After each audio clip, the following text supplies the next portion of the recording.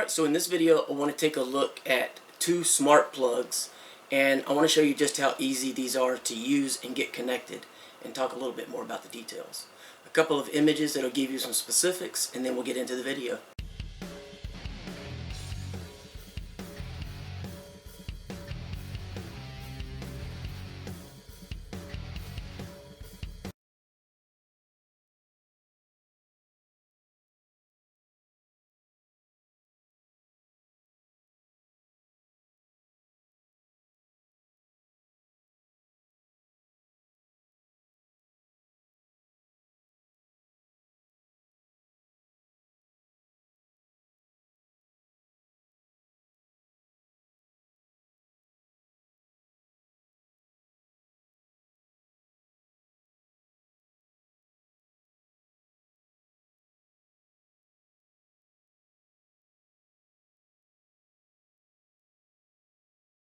Alright, so again, we are taking a look at some smart plugs. There are tons of these out there, different sizes, shapes, styles. One thing I particularly like about these, well, a few things I particularly like about these. Most of them that I've seen and own, which is a lot, are about 15 amp. This is 16 amp, so I have a little bit more, little better rating or a little higher ability with this, so that's really nice to begin with. The other thing is I kind of like that the switch is on the front as opposed to on the side, because it's easier to see it very easily and quickly. And when you have two of these in an outlet, you're not blocking space, or they can both fit. Or you can have one of these and something else plugged in and not have one of the outlets blocked. I've run into that issue before in the past with some models, and that's kind of annoying because you kind of lose an outlet. So there's that. You also have 3 prongs, so you do have a ground on this, which is nice, and it feels really solid. It doesn't like flex when you squeeze on it. It doesn't feel like it's going to pop apart, break. Hopefully it'll last a really long time. But by any means, it just comes in a very simple little box. Gives you a little bit of information, of course, and there is a QR code on the side you can scan. That's going to allow you to download the Smart Light app. I personally use Toya Smart because that was the first app I installed, and everything in my home is controlled through that. They're made by the same company, and they're essentially the same with very little variation, slightly different look. And you do have a user manual or a user guide, so if you need that, you can refer to that. So what I'm going to do now, we'll go ahead and open the Toya Smart app, and I've got a fan plugged in here, and it's plugged into one of the plugs. The other, of course, is right here. And generally with these, you just press the power button, and that'll initialize the plug and put it into pairing mode. Alright, so we'll go ahead and turn this on. Now you may not be able to see this, but there's a small LED right here that is blue, and it is flashing slowly. So I just want to make sure. Alright, let's see. I'm going to, of course, log into your network and power device on. Wait 10 seconds. Next, and it is blinking.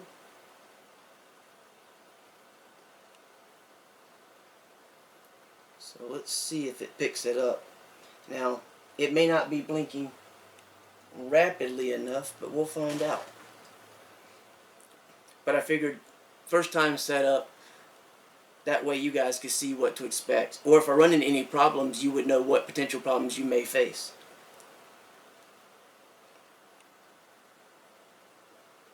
Now, if I had to guess, it's either going to be press and hold or press 3, usually 3 times. That'll put it in pairing mode. But I decided to just open it up, stick it in there. I see so many people ignore the manuals that I figured I would do that, not see how this actually works, just for the purpose of finding out how easy it is to figure it out, because that's what a lot of people try to do, and it doesn't always work. So it's still flashing, but it has not registered as of yet. So let's try push and hold.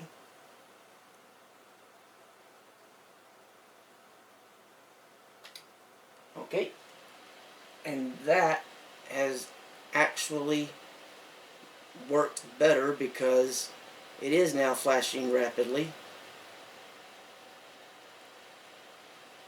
Alright, so now we're scanning again,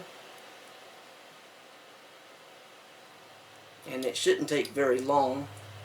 It just clicked, so it's initializing, so that's good.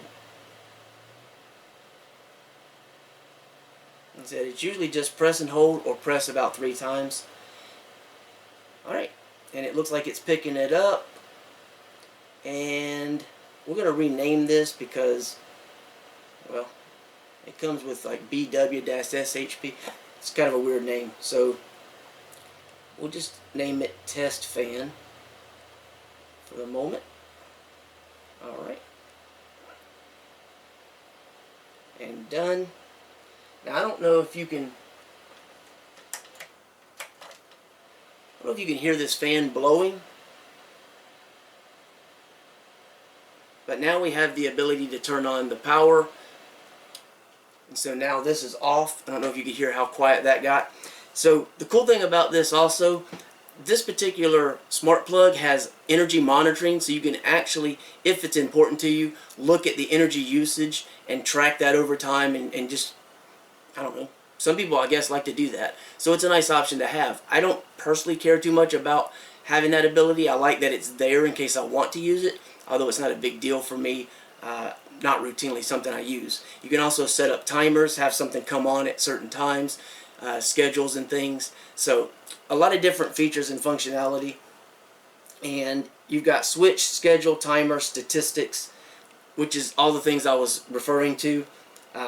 You know, switching it off and on, timers, schedules, if you have it come on certain days at certain times. If you want it to shut off, like go to bed at night and run it for an hour and shut off. Or if you want to look at the energy monitoring, you can look at the statistics, excuse me. And you can see how it lights up and dims down, and that's of course off and on, which corresponds to the switch. You hear a little click, the fan's blowing. Again, I'm not sure that you can hear that, but I can tell you that it is actually blowing air out, and that's pretty much all there is to it. The other thing, of course, to keep in mind is you can integrate this with your smart assistant. So if you have an Amazon Echo or a Google device that you want to control this via voice, you can do that. And that's pretty much it. I just wanted to show you how quick and easy this was. Again, press and hold is, in this case, how the reset function or pairing function works. You begin to have the flashing light, and don't worry about the 3 presses because it is not applicable to this device, but it is to some. Okay, so that's pretty much it. If you want to find out more, you can check out the link below the video. Otherwise, thanks for watching.